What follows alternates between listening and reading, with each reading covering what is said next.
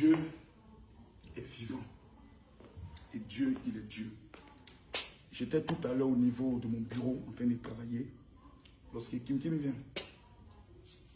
Baisse un peu ton ventre là. Ça va, tu as peur. Ça va. Qui a peur? Tu as peur pourquoi?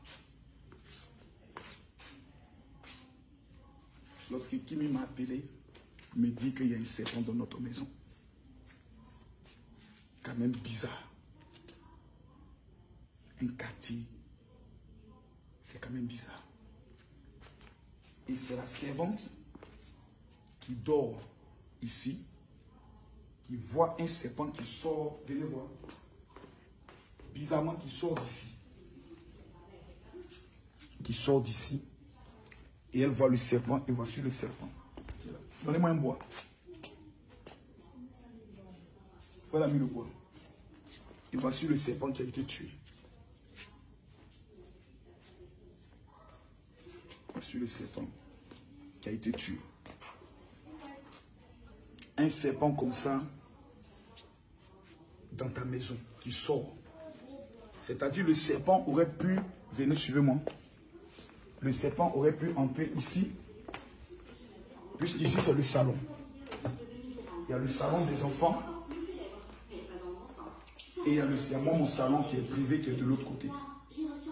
Imaginez que le serpent venait, il rentrait en dessous, il restait quelque part. Pendant qu'un enfant sort, ou un enfant descend, il y a un accident. C'est quand même bizarre. Fais attention à ton doigt.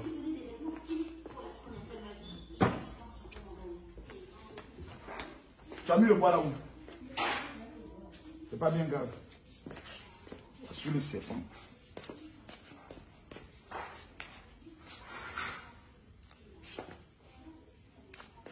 Un serpent.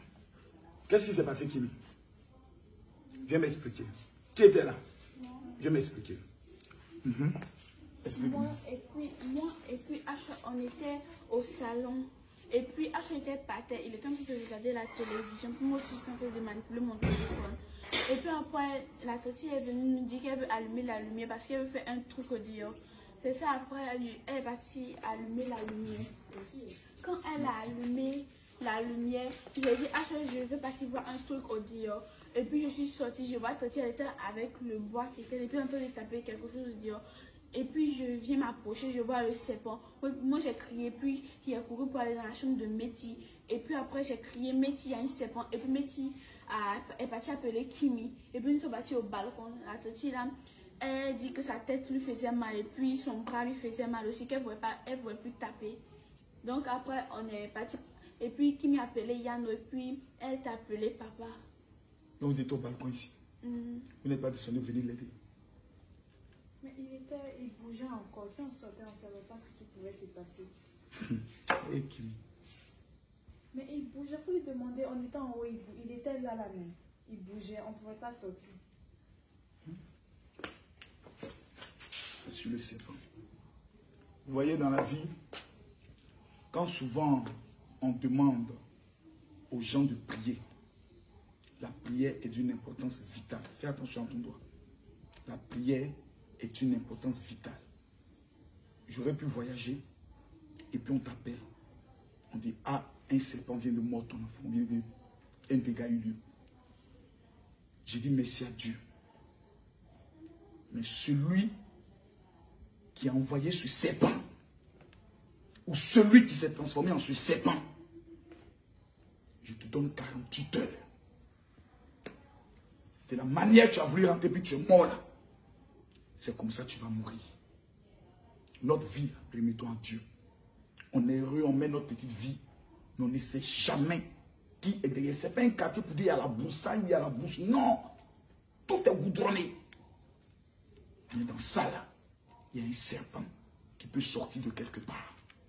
Que tout serpent dans ta vie qui vient dans le but de te détruire, que ce serpent soit foudroyé par le feu de Dieu. Voici ce que nous avons vécu. Mon petit, tu as peur. Tu as peur des serpents. C'est sûr. Bois ne va descendre plus tôt. Hein? Il avait peur. C'est fini, hein? C'est juste un petit serpent, ok? C'est pour ça que vous dites toujours prier. C'est la prière qui règle toutes choses. Ok? Que Dieu nous bénisse.